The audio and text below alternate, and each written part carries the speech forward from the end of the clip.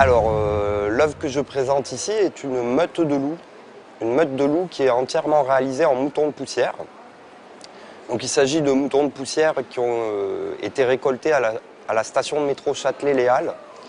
Donc en fait, cette poussière est une collection de morceaux de gens en train de vivre.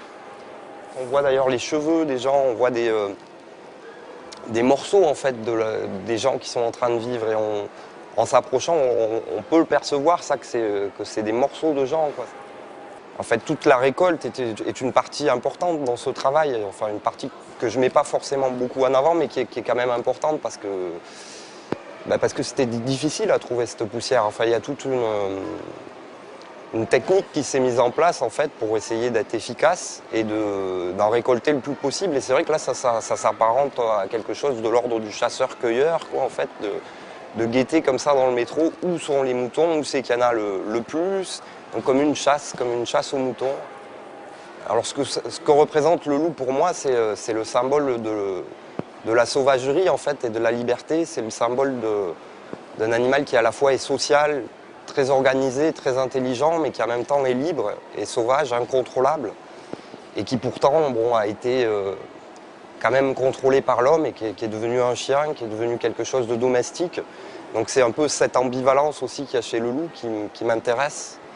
Et puis il y a tout l'aspect qui est lié à l'animal mythique, à l'animal des contes. Et en fait, dans les contes, le loup, c'est toujours celui qui fait peur, c'est toujours celui qui va croquer les enfants. Donc c'est quelque chose qui symbolise quelque part le temps, qui va manger tous les enfants, en fait, qui vont vieillir, quoi. En y réfléchissant, moi j'ai mon grand-père qui était taxidermiste, donc quand j'étais enfant, j'ai vu beaucoup de taxidermies, beaucoup d'animaux.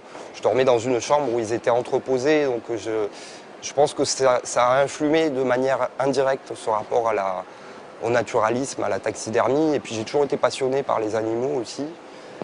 Donc en les faisant, j'y pensais pas, mais c'est plus quelque chose qui est présent chez moi en fait. Alors je trouve que cette œuvre prend toute sa place ici, alors d'abord par ce qu'elle représente, c'est-à-dire c'est des animaux, donc c'est vraiment, elle est entourée d'autres animaux, donc ça c'est déjà l'aspect évident de la chose, mais c'est aussi, je pense, intéressant qu'elle soit ici par le matériau qui la constitue, c'est-à-dire c'est un matériau qui pour moi est symbolique de nous en ce moment en train de vivre, puisque c'est nous en train de nous régénérer qui produisons cette poussière.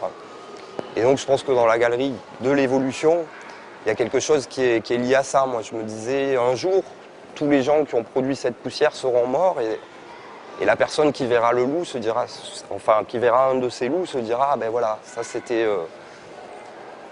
une autre humanité, quoi. Donc il y a un rapport comme ça à l'histoire, à l'évolution, qui à mon avis est inhérente à ce matériau, qui est le symbole en fait de notre évolution permanente. C'est-à-dire que nous on se régénère en permanence, il n'y a rien qui est fixe et on est tout le temps en fait en train d'évoluer, quoi.